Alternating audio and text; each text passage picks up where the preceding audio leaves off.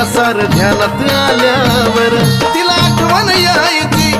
राना मनात राहायची तिला आठवण यायची राना मनात राहायची ताक भाकर खायची अग नजर लागली खंडोबाला बानुबाईची नजर लागली खंडोबाला बानुबाई